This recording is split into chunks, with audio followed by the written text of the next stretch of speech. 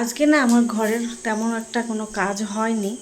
আমার বেবির জামা কাপড়গুলো এই যে রোদে দিয়েছে, এই যে এগুলো এখন ভাঁজ করব।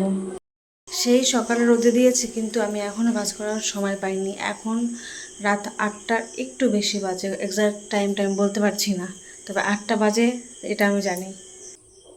আমার রুমে এখন শুধু ছোটো ছোটো কাপড়, যেদিকেই তাকাবে না কেন চারিদিকে শুধু ছোটো ছোটো কাপড়, কারণ আমার ঘরে ছোট্ট একটা বেবি আছে। প্রথম প্রথম খুব বিরক্ত লাগতো, তবে এখন মানিয়ে নিয়েছি। এমনিতেই আমার বেবি ফিট করতে করতে ঘুমিয়ে পড়ে, বাট যখন ঢেকুর তোলার ব্যাপারটা আসে তখন ওর ঘুমটা ঠিক উড়ে চলে যায়। এই যে ফিট করতে করতে ঘুমিয়ে পড়েছিল, এখনও এইভাবে থাকবে না, ঢেকুরটাও তুলবে না।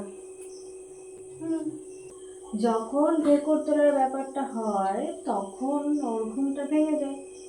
তারপরে ওকে কোলে নিয়ে ঘুম পাড়াতে পাড়াতে নাজেহাল অবস্থা হয়ে যায় আমার।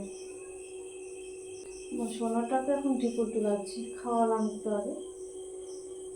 হ্যাঁ, এই যে এইভাবে ও ঢেকুর তুলবে না, এদিকে তো চারিদিকে খালি দেখছে। দিনে 24টা ঘন্টার মধ্যে 23টা ঘন্টা আমি আমার বেবির জন্য দিয়ে দিয়েছি। নিজের জন্য জাস্ট 1 ঘন্টা বাঁচিয়ে রেখেছি, তার মধ্যে খাওয়া, বাথরুম, ঘর পরিষ্কার, এই। আর বাকিটা সময়ই আমার বেবির জন্য।